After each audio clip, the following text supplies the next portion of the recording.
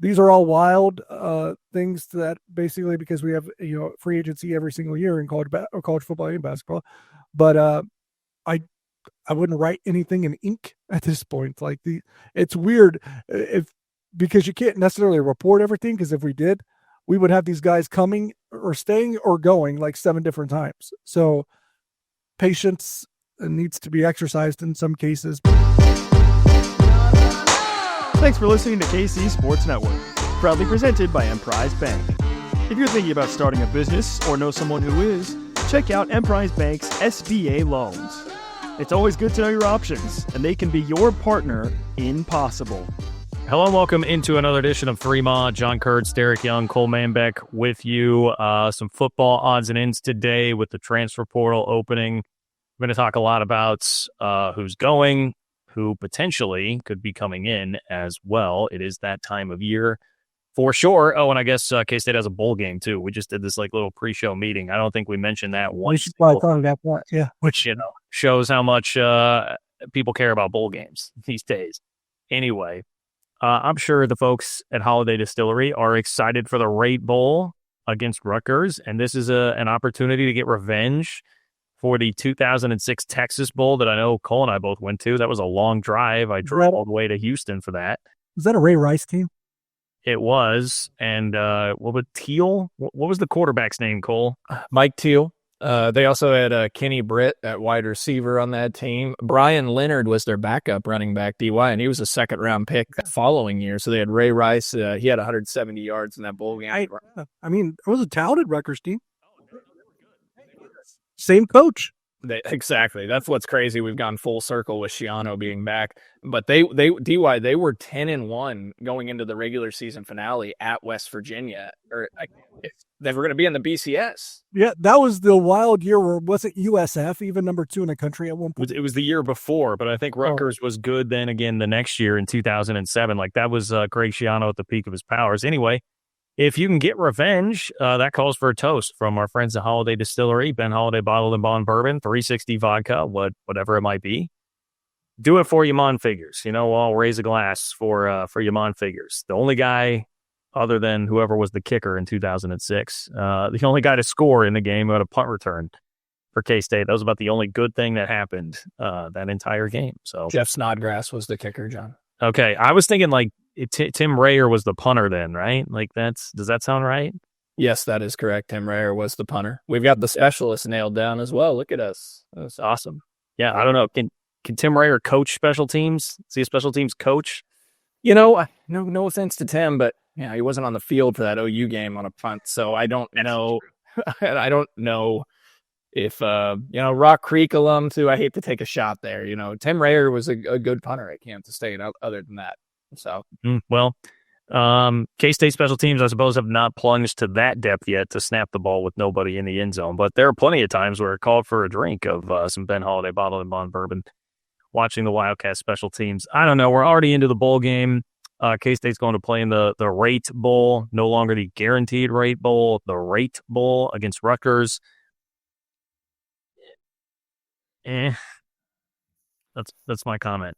Well, it was founded in 1989, has been known as the Copper Bowl and Inside.com Bowl, Inside Bowl, Buffalo Wild Wings Bowl, Cactus Bowl, and Cheez-It Bowl, John. And K-State's been in like 3 of those, right? Mm-hmm. Cactus Bowl, Copper Bowl, Buffalo Wild Wings Bowl, and now, this will be the 4th different brand. Also, Inside.com. That's right. 5. Yeah. Yeah, they missed the Cheez-It Bowl. They missed it when it was the Cheez-It Bowl. Damn it.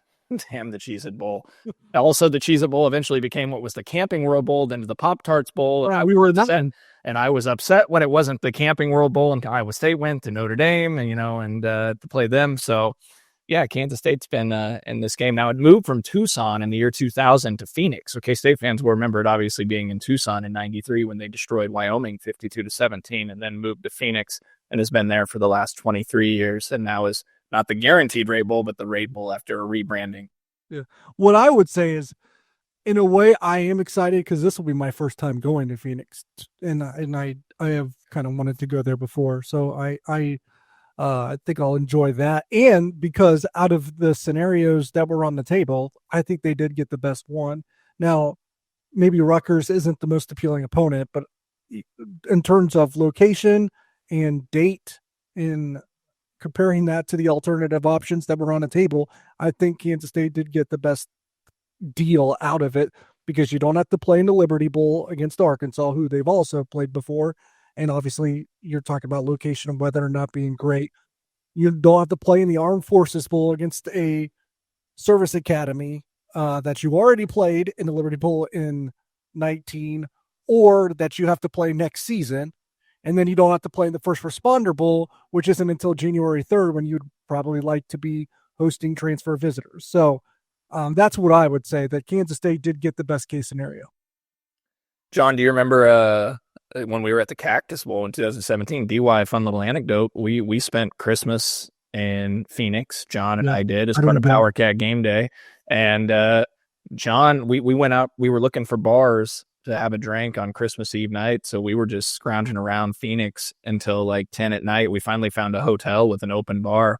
Went in there. They had the Santa Claus playing on Christmas Eve. John had never seen the Santa Claus with Tim Allen. And so he's sitting there. We're watching it on the TV while having some drinks at some random hotel, because our hotel bar that we were staying at closed at like 9:00 that night.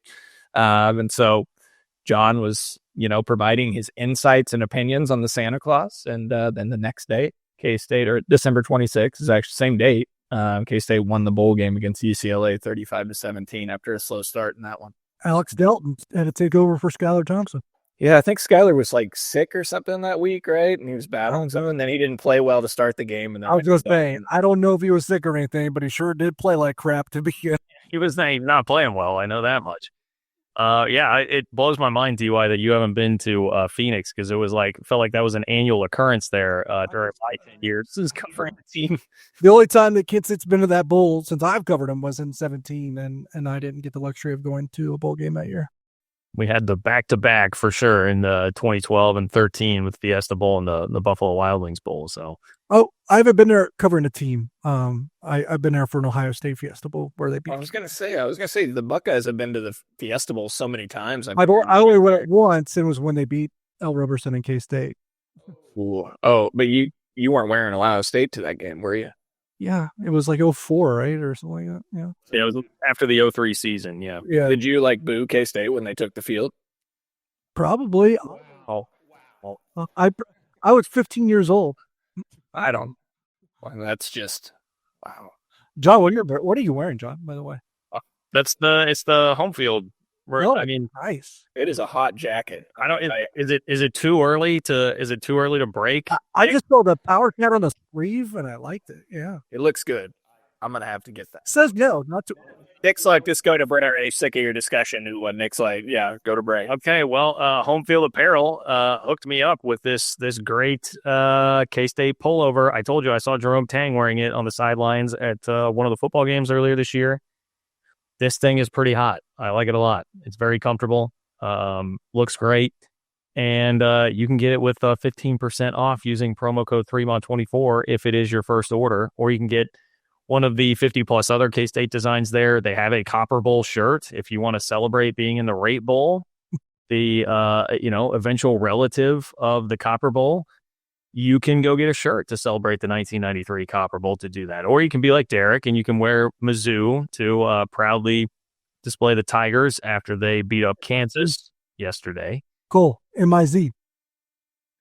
Sorry, DY, not into that. Not going to do it even though they beat KU. Oh, so this seems like a time to do it. Eli Drinkowitz, plus Nick, our producer, obviously a Jayhawk. I'm just trying to be balanced here. So, okay. Well, John can do the COU if you want, That's fine. I don't think just killed DY's vibes. Cole, really fun personality today. Also, I just think after my experience in Columbia here, I don't know that I can bring myself to do that, even if they did beat Kansas. I appreciate them for that. But anyway, homefieldapparel.com. If you want Mizzou gear, you can find it. It is definitely there. 3MOD24 for 15% off your first order. We're back in just a moment. Looking for tickets for your next event? Tickets for Less is your number one source. Save big on every purchase when you use promo code KCSN at ticketsforless.com. Any thoughts on the actual like matchup in the bowl game and or just like what K-State can get out of it? Because last year was Avery Johnson debut. There was a clear like focus. It was also the Connor Riley kind of trial run as the offensive coordinator. So this year it's not going to be as defined. I guess I'll put it that way as to what you can get out of it. Yeah, it'll be interesting. To be honest, and we're going to talk about this later. It'll be interesting who's playing in the bowl game and who isn't really. And I think they can get a lot out of it if they are keeping a lot of their young talent, because it also means 15 extra practices, and everyone rolls their eyes about bowl games and those extra practices anymore because of what they've been, I guess, declined to or knocked down to. And I get it. But for Kansas State, especially on offense, and on defense, really in the front seven, or at least the defensive line, if a lot of those pieces, like a Jordan Allen, a Chidi Obiais, or Tobi Osunsami, Ryan Davis on offense, Joe Jackson, Jace Brown, maybe the tight ends, any other receivers, Avery Johnson, of course, young offensive lineman that'll be back. I think that's a great opportunity for them, to be quite honest. Now, in terms of Rutgers, I'm sure Cole's probably got the stuff on them already, or at least a little bit.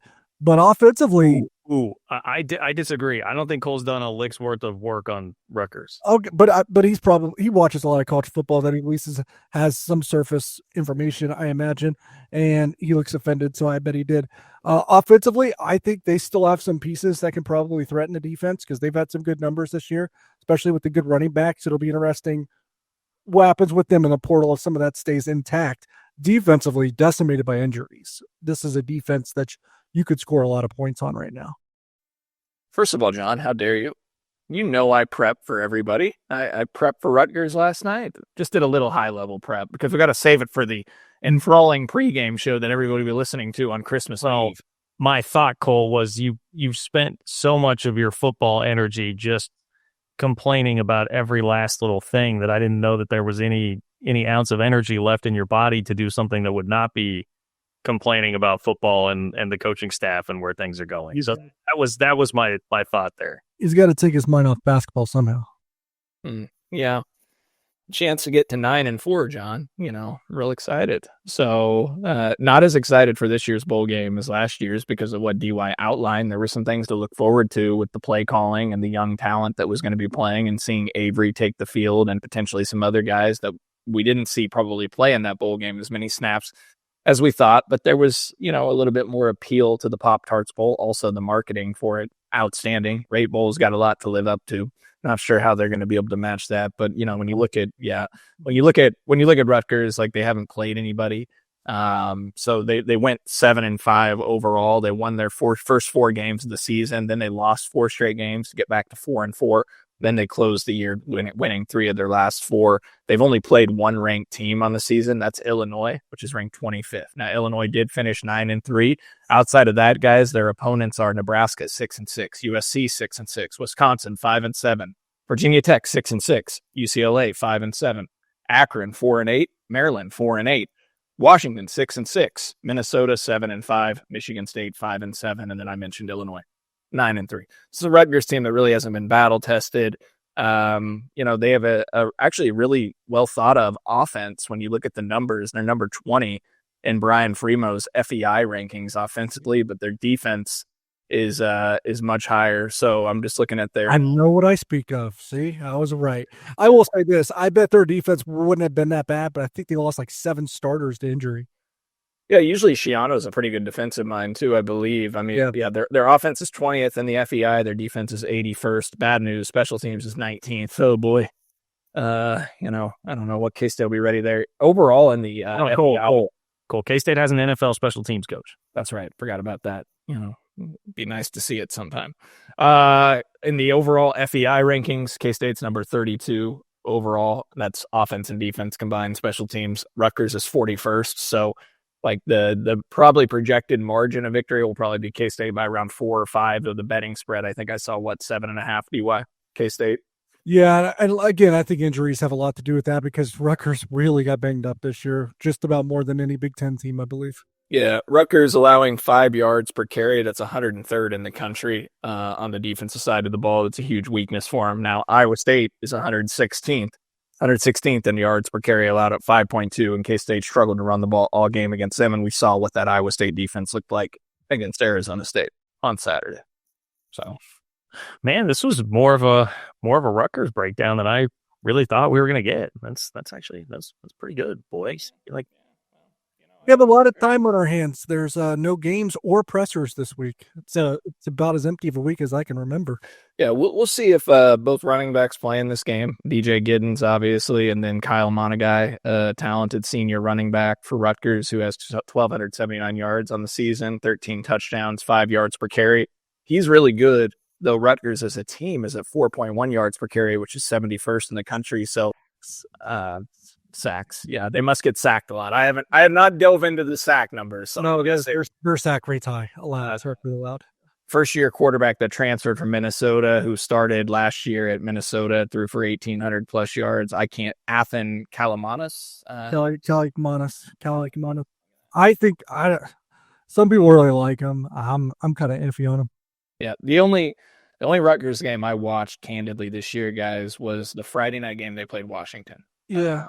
Minnesota upgraded a quarterback over him, so that kind of tells me a lot too. Yep. So that's what we got. DY was right on Rutgers. 44th in offensive points per drive, 78th in defensive points per drive, 81st overall defensively in the FEI ranking. So K-State should be able to score the ball on Rutgers.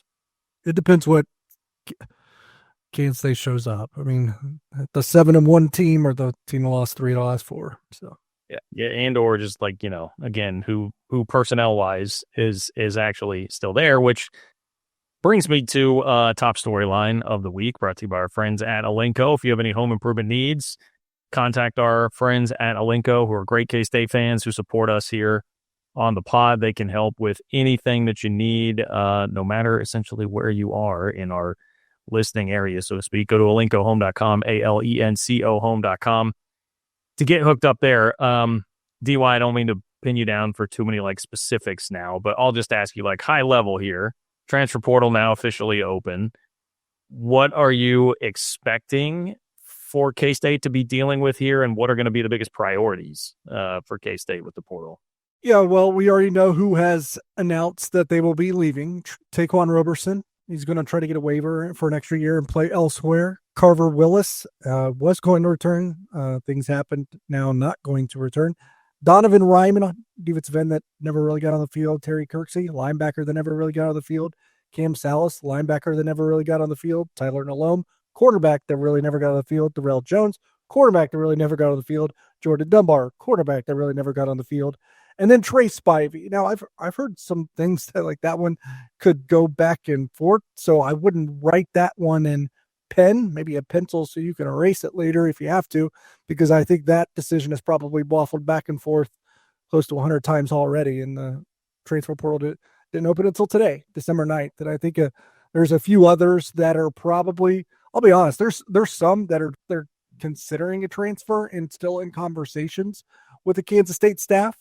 And we'll probably get into that at another time too. Obviously, Jace Brown being one that was pretty widely publicized even just before the Iowa State game. We already mentioned Trey Spivey, even though I believe he's expected to enter today. That one could drag on.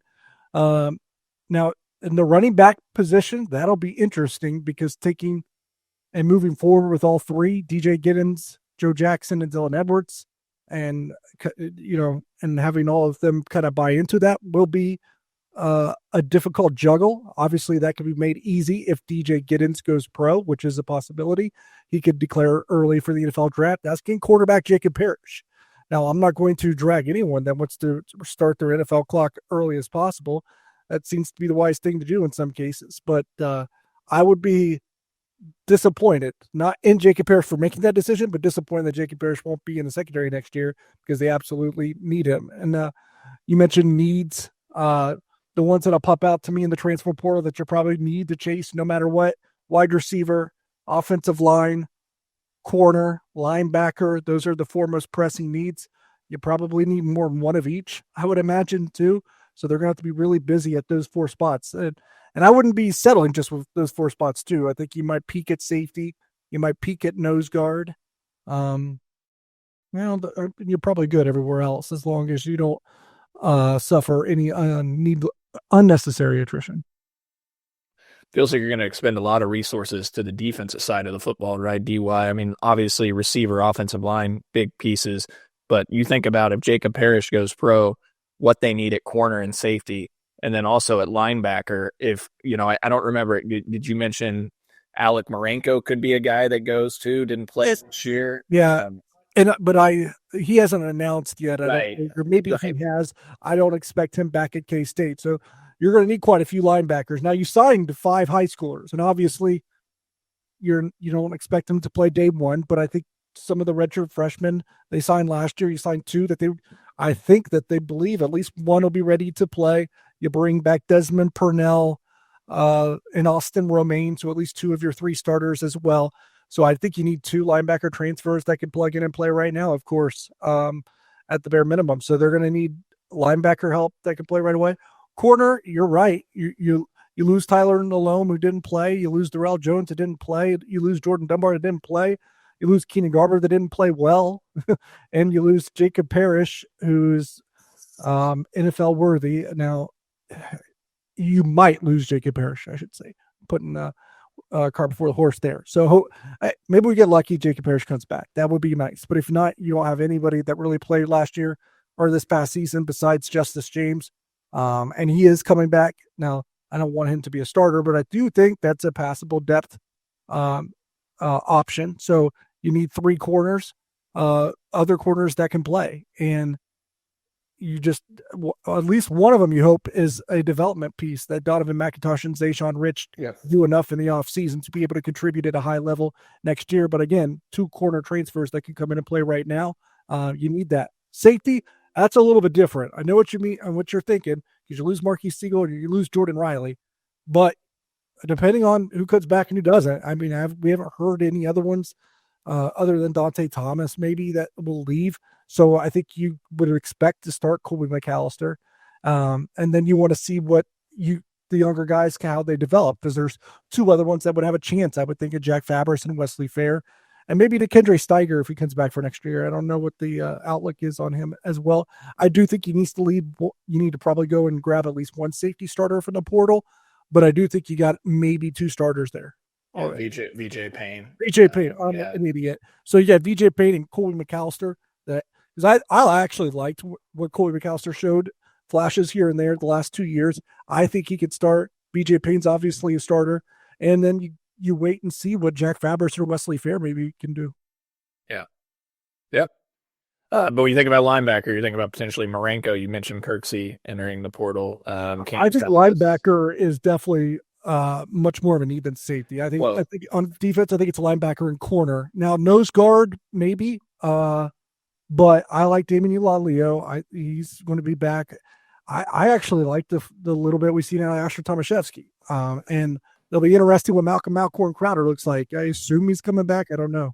Well, and then they took the JUCO D tackle, Patrick Tackey, right? Tackey, and he's bigger than some of the I think he's bigger than Malcolm Alcorn Crowder. Oh, he's big, DY. He rode by on a golf cart on his recruiting visit by our tailgate, and he's pretty tall, man. I think he's bigger than 6'4", 300, I think. Yeah, he's a little taller than I like my D tackles to be, just because of a leverage standpoint, being able to get under the pad level there. But he's a big kid from just visually seeing him on site for either, I can't remember if Cincinnati or Arizona State game, but I saw him there. So yeah, well, I'm always curious.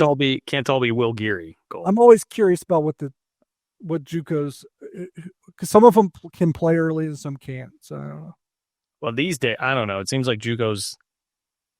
The shine obviously has come off them because of the transfer portal, but it wasn't that long ago that Kobe Savage started right away after being in JUCO. Yeah. Dude may play for a national championship. And there was someone else too. Robert Hentz played right away. Not a lot, but he played right away. Yes. Cole, on the linebacker front, the good news, though, is the hit rate lately on linebacker transfers has been just phenomenal. So, they go mine the portal for linebacker transfers. Let's actually, it was on a cool. You can do this again if you want, but let's do it again. We did the Patreon, and I think he used my the history that I wrote out, but it is abysmal. Like I don't know if it's 4 or 5, but the last 4 or 5, or the only 4 or 5 transfers that I believe, I don't know if Steve Stanner brought them all in, but he brought in a lot of them anyway. All 4 or 5 never even played one snap. We're going back here, and you guys will have to help me here. Obviously, Will Honus, that came from Nebraska, never played one snap. Sean Robinson from Missouri, he had to leave because of personal decisions, but never played one snap. Alec Marenko just went the entire season, never played one snap. I'm missing 1 or 2 more. You're missing 2. Eric Munoz. How could you forget Eric Munoz? Was his birthday. Brandon Jennings pretty good. Yeah. Even make it after spring ball after they brought him in. Now, no, that guy, they should have never added him. I'm not going to make an excuse, but I mean, he's playing well somewhere now, but that shouldn't have been a guy they even took based on his history. But yeah, Eric Munoz, Brandon Jennings, Sean Robinson, Will Honus, Alec Marenko, 5 transfer linebackers, significant snaps, 0. Yeah, and then let's throw Terry Kirks in, JUCO linebacker. See that Rex Van Wy, then you could say contributed some at linebacker if you include JUCOs, right? But Gavin Forche, another linebacker who hit the portal after 1 season. Look, DY, let's just call it. I mean, it's almost like I could be blindfolded and have a better hit rate than Steve Stannard has had at linebacker in the portal. It's inexcusable. It's inexcusable that Steve Stannard has been able to get by with this on a hit rate of 0% on 5 transfer linebackers. So that's very frustrating. That's pathetic. And this isn't even to defend him, because there's no defending him when you have that. But it's not even him, because I'm not sure he was that responsible for bringing in either of these guys. But there was bad luck too at the linebacker position. That would have made it a little bit kinder than what the current situation is, with Asa Newsome having 2 season-ending injuries and Jake Clifton leaving the program. That's fair. And I mean, to be fair, like I said, I'm not defending it, but those things happen. Well, and I would say, like, obviously there were some circumstances with Sean Robinson, I think. That's what I was going to point out. I was going to say, of that list, I would at least maybe take. That was more of a mental health situation. Yeah. Now that one, not necessarily the same, but you think about, like, he's taken guys like Alec Marenko, and then also Alec Marenko and Will Honus, you need injury histories. Yeah, they have such an injury history, so you can't really call it bad luck on those 2, because it's like Brandon Jennings, you basically went star chasing and it didn't work out. Yeah. Anyway, and then there's like an opportunity cost too with Marenko, because there was the kid, I can never remember his name, who wound up going to Memphis. Herring? Is it Herring? Elijah Herring? Yeah, he's had a nice season at Memphis. Yeah. So at one point, but to be honest, if we're going to do that, Elijah Herring had an injury history as well. He did. I mean, that was supposedly a big part of the reason why they didn't take him. And so, I don't know if you want to call that more luck than scouting evaluation, fine. But like Marenko didn't work out either. So yeah, no, I mean, and they have and we'll see if Katie McMahon, the JUCO that they signed last year, that redshirted, if he becomes anything. Yeah, they beat Iowa State for him. Yeah. Okay, so they need to devote a lot to linebacker, a lot to the secondary. Are we holding out? Are we holding out any hope that Asa Newsome can come back and contribute? I mean, yeah, you have to. I think he has to be a factor, but you wonder what that does to someone. I mean, I'm not going to count him out. I mean, that would be rude to do so, but I just have like PTSD from what Justin Hughes turned into after a second knee injury.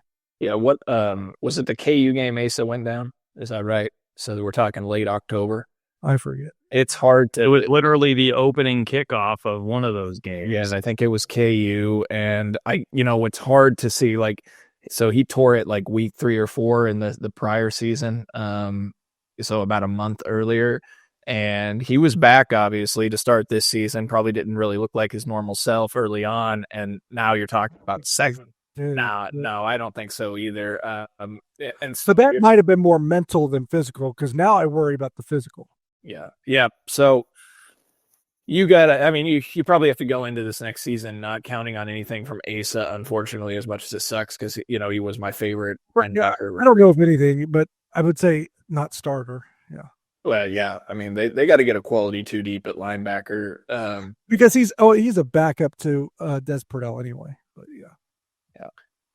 One thing I did want to emphasize here when we're talking about this roster and who's leaving and who's going, like Avery seems very locked in here, right? Like there's no question or worry about that, because I know that will be a popular question. And I'll be honest, and I believe he's the one kind of like rallying the troops, so to speak, and trying to keep the likes of a Dylan Edwards, Jace Brown, Trey Spivey, Toby Osunsami, Chidi Obi's are on board, and not to like spell doom and gloom, but like some of those are at least considering the idea of leaving, and I know that's not always in the past been kosher to come out there and say, but in this new world, I think it is what it is. A call spade a spade. Like Chidi Obi's, I think he had his eyes open to the idea of it. I think we would all say we would lean on him returning at this point, but that's one that's been had a few twists and turns already. Toby probably leaned towards staying, but probably one that's closer to 50-50 than we would like. Trey Spivey already perhaps entered the portal as of today. That's a little murky, but it sounds like that one is still like in the balance, so to speak, to some end. And now the one that seemed like the most locked to leave as of almost a little over a week and a half ago, Jace Brown could be one that's definitely a lock to stay. So again, these are all wild things that basically, because we have free agency every single year in college football and basketball, but I wouldn't write anything in ink at this point. Like it's weird because you can't necessarily report everything, because if we did, we would have these guys coming or staying or going like 7 different times. So patience needs to be exercised in some cases, but it was a little dire at one point, but I'm now starting to be a little bit more optimistic based on everything that we're hearing. I don't know if you guys want to expand on that any more than I did. Well, I would just say that this is kind of why when there was all this, well, first 2 things. One, this is not unique to K-State, by the way. This is happening everywhere. Everybody is having to deal with this, where key players, if they haven't already entered the portal, are certainly thinking about it, and you're having to re-recruit your own roster. We hear coaches talk about it all the time. Yep. The other thing I would say is just that there was a lot of gloom and doom and sky is falling because of how the season ended, and I get it. And patreon.com/3mod, by the way, if you want to be a part of that. A lot of that going on in the Discord.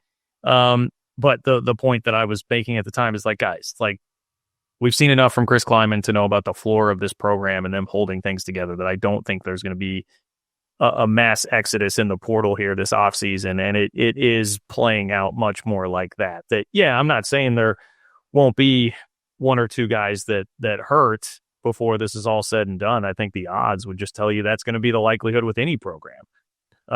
But I don't think there's some floodgates opening mass exodus. I don't think you need to worry about that. And like we said, Avery Johnson very much on board, very much trying to rally everybody and keep around what he can. I would say this is still trending to be a program that's not going to be decimated or completely fall apart. But and I know Cole would pound his fist on the table for this, and I would tend to agree. If they want to go from good to great, like they were maybe in 2022 when they won the Big 12 title, they need to do some things differently going forward. We'll see if those things happen. But in terms of the portal, I like what I'm kind of hearing right now. And I'll be honest, and because I'm trying to think about how I felt this time last year, and it was right, I believe, on the heels of discovering that Colin Klein was going to be leaving for Texas A&M, and the roster actually, I feel better now than I did then, because I thought losing Colin Klein would hurt. I thought losing Colin Klein would lose Avery Johnson. So in a weird way, I actually feel better about the roster in its stability right now than maybe I did a year ago.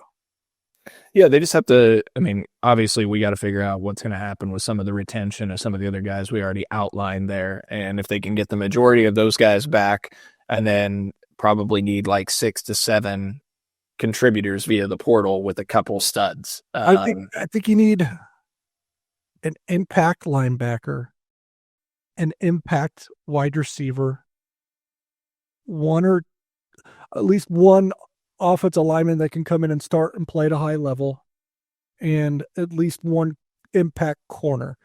And now that sounds like a lot, but actually they've probably done something similar to that in the past. Maybe Sands wide receiver, because they've struggled at not only with transfer linebackers, but I believe transfer wide receivers, if you really want to go back and look at it.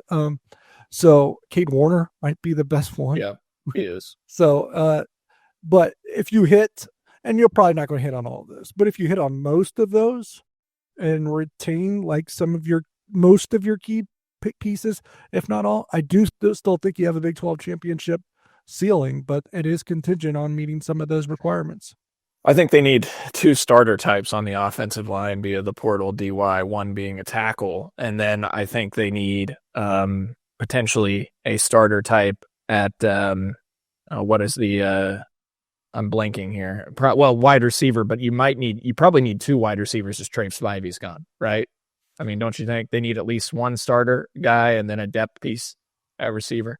Now, that's dependent on if Keegan Johnson, who I know you've written about, I don't know what he's going to do, but it's hard to view him as reliable. I'll be honest. So I was going to say, even if he stays, it's just hard to think that you're going to get. But I think, let's say Jace comes back, then you have Jace, Brown, and a little bit of an island of misfits, to be quite honest. But I mean, you just did sign a JUCO wide receiver, and you don't do that unless he probably is going to play.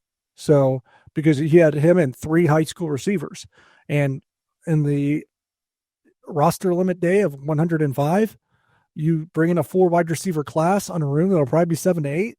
At least 1 or 2 of them are going to have to play. So, Jaden Davis is going to play. Jace Brown is going to play. Jaquise Bradley-Demps is probably going to play, and you get in a transfer or 2, I would say. And yes, Andre Davis is still here too, but again, that's another guy that doesn't seem all the way reliable at this point based on his injury history, because it's prevented him even from getting on the field. It's been worse than Keegan Johnson, if you ask me. Yeah, I mean, if they don't get Spivey back and then Keegan Johnson were to bolt, they have nothing outside of Chase back at wide receiver. Right, but I think you have to play. But I think with the roster limit being what it is, you're probably only going to have a receiver room of 8 or 9, I would imagine. Like, I think J.D. Davis and Jaquise Bradley-Demps are probably going to have to play no matter what anyways. Yeah, and they signed 3 high school guys at receiver. Yeah. Well, Cole, you brought up tackle. I mean, honestly, that's a pretty big concern of mine, just because that's a tougher currency to come by. You're going to lose both your starters there with Willis and Kilty. Well, I will say, here's one good thing, right? With Carver Willis being gone now, is John Pastore will get the playing time. Right. Another guy, though, that I'll be honest, reliability is concerned. He's been hurt every single year. Real bad. But hasn't he been available every game this year outside of like the first? Has he been out of uniform the last few games, or is he? I wouldn't say last few games, but there were games he didn't play because he was not available. He has been. His reliability is in question, and the reason why everyone's like, why isn't John Pastore getting on the field and playing or breaking or having a chance to start? Well, he's missed a lot of practice. He's a guy that his reliability is a little bit in question too. He's got to stay healthy because his development's been hurt because he's missed time in the offseason. He's missed time in practice. So, well, I mean, then they got to go get a starter type tackle. That you got to hope Gus Hawkins could Gus Hawkins who. I think. People are always saying, like, because the new shiny toys are always better. I get it. They have a really talented true freshman offensive line class, but I caution you don't want to play too many of those guys at once because you're just asking probably for more trouble than you had last year. But if there's 2 guys that will have a chance, I would think to break in and maybe do something. You're looking at Gus Hawkins and Navarro Shunke. Now, Kyle Rockers at center is a guy that they talked about early as well. But when you bring back Sam Hecht, and I know he had a bad game against Iowa State, but he was pretty solid the other 11 games. So I don't really see Rockers breaking into the rotation any time in the next 12 months. So maybe Shunke and Hawkins are ready to give you some rotation relief. But even then, and I think Drake Beckwith is coming along to a guy that could actually play guard and tackle. But I do think you need at least 1 tackle. You could probably argue 2. But Sam Heck comes back. You maybe have guards back. Now, everyone probably rolls their eyes a little bit about that. I personally, and no one has to disagree. No one has to agree with me. I don't care. But obviously, I would say this. Hadley Panzer and Taylor Portier are both maybe sounds like are going to apply for waiver for an extra season. I don't know the likelihood of either, but I don't think it's a terrible thing that if at least one of those does go their way. I think I don't personally. I wouldn't love the idea of both because you also have Andrew Linegang that I think you just got to let the guy play at some point. But I think one of those isn't a bad thing. Yeah. All right. Well, anything else before we go? DY, anything else of import? I don't think so. Okay. I feel like we've talked through the portal stuff quite a bit here. Point being, sky's not falling. There are some big areas of need, I will say, on the offensive line, just to put a bow on that conversation. Like, I think so. B. Conor Riley, makes his money with the offensive line. 2 transfer offensive linemen are visiting this week, so obviously they are attacking that position, and I know. And it sounds like, in total they've got potentially like upwards of 10 plus guys coming in on visits, so it's going to be active. Yeah. And for those, because we haven't tackled it, they're going to say, "What about coaching changes?" I'll be honest, I haven't heard a ton on that front yet. If it's going to happen, yeah, coaching changes. I don't think any of us really have much to. Not saying it won't happen, but if it is, it's been quiet. Yeah, not much to report on that front as of right now. So anyway, thanks to our friends at Alinco. Never quite finished off that read, but Alinco Home Improvement, locally owned, based out of KC, owned by K-Staters. Premium window replacements, Kohler Luckstone shower systems. They can do new siding on your home, and you don't have to be in Kansas City or Manhattan. Western Missouri, Northeast Kansas, the entire KC Metro. Go to alencohome.com. That's ALENCO home.com. Or call Sam at 913-961-2165 to get your home improvement needs taken care of, courtesy of our friends at Alinco. Thank you as well to Home Field Apparel and Holiday Distillery. We'll keep you updated with what's going on with football. We are going to have to talk basketball here pretty soon. Unfortunately, continue to have some struggles on the basketball front. Maybe a bit of a long winter. We shall see. Appreciate Nick Springer behind the scenes as well. For Derek and Cole, I am John. Take care, and we'll talk to you soon here on 3 Law.